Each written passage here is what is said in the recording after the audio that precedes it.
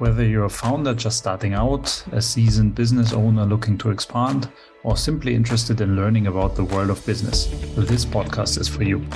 My name is Mauro, CEO at OneIB. In each episode, we will explore topics related to the creation, growth, and globalization of businesses, from ideation and funding to marketing and operations. Our guests will share their insights, experiences, and lessons learned along the way. Join us as we dive into the world of entrepreneurship and business on this podcast. Please follow us on YouTube. We're here today with Professor Mauro Polticchia. Could you tell us a little bit more about yourself? Yes, good morning. First of all, thank you for this kind of opportunity. I'm an Italian professor and entrepreneur based in Milan, Italy. After 27 years across different large enterprise companies in consumer electronic field, with the apical roles as manager and director and similar like that, I decided 4 years ago to utilize my experience and skills for myself directly. Actually, I'm covering 3 main roles as board member of an Italian company in the fashion and luxury field. Then I'm in the second board of a private university in Milan. And the third one is the official Special Envoy for global communication affairs and part of the official delegation of the private Chancellory of His Royal Highness Prince Sayyid Raphael Dakik. Indeed, I represent officially him. Last but not least, I wish to underline and share with you, with all of you, my motto. My motto is right move at the right time. With your nearly 30 years of international business experience, what lessons have you learned from past financial crises that companies can apply to better prepare themselves for potential crisis in the future? Very interesting question, Mario. In my opinion, the key is to be more dynamic and more flexible in terms of changing the long-term strategy into a plan already fixed. The role of the strategy and risk management are 2 big pillars, and for the future will become more important. The concept to create a old-style business plan without considering different possible scenarios, I think is too risky now in this global situation. How many companies were ready to absorb huge business earthquake like a COVID impact? So my suggestion is to be more strategical, thinking in a disruptive way, create trend to drive the market and not waiting.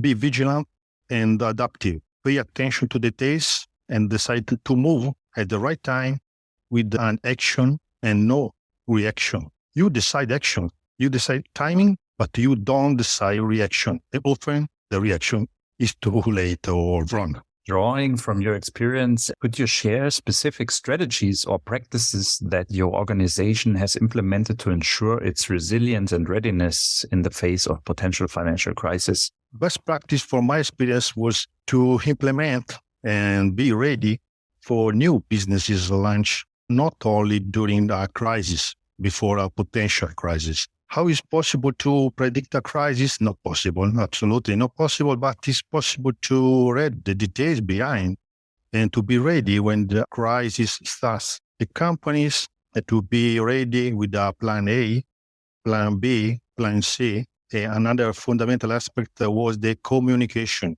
Without a strategical internal and external communication, many companies have made some mistakes so difficult to recall, honestly. So if your organization is ready to implement a new business, you are prepared. If your organization is ready to implement innovative dynamics for your core standard business, like new channels, a new market or whatever, not in your company comfort zone, you are prepared. So my suggestion is to think out of the box, but in a concrete way, with a goal to create a trend and not to follow it. As a Neuro Linguistic Programming certified professional, how can companies effectively communicate their preparedness and stability to stakeholders during times of financial uncertainty, drawing on your expertise in influential communication?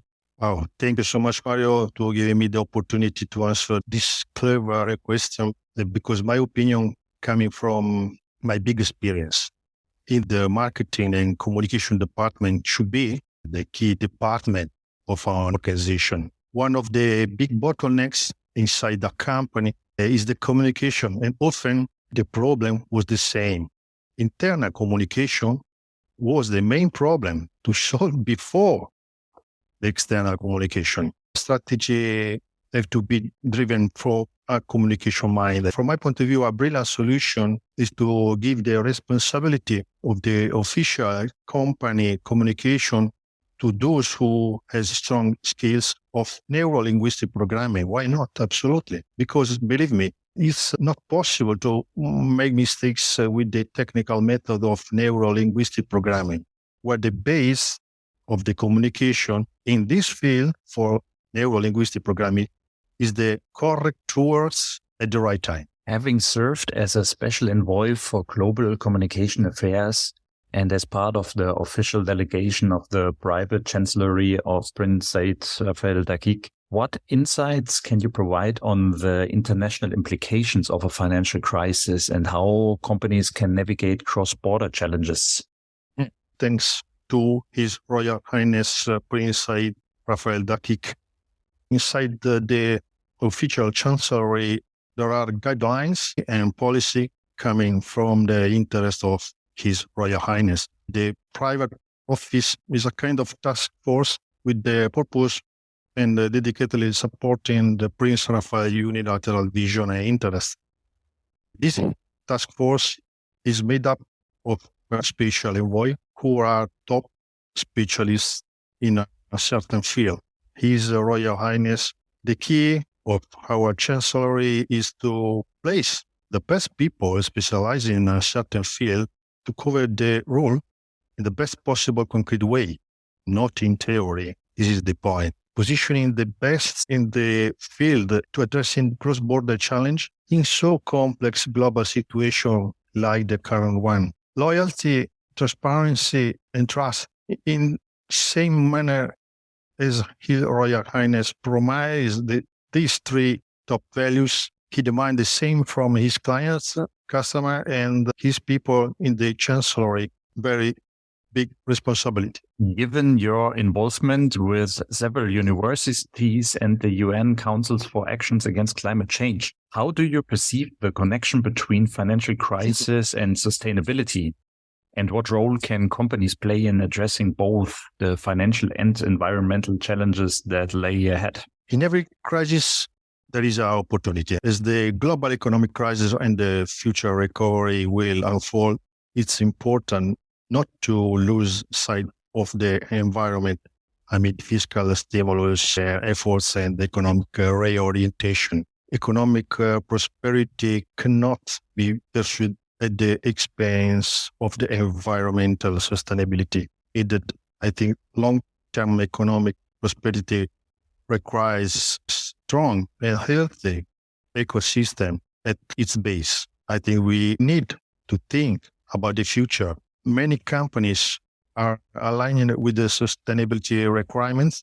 It's important to understand that it's not a religion or just to show up the funding. The most important thing is to think about the future of our planet in terms of living it in the best condition for future generation. Everything must be done with respect for the Mother Earth and its citizen, with a 360 degrees vision that have to include education as knowledge. Knowledge is power.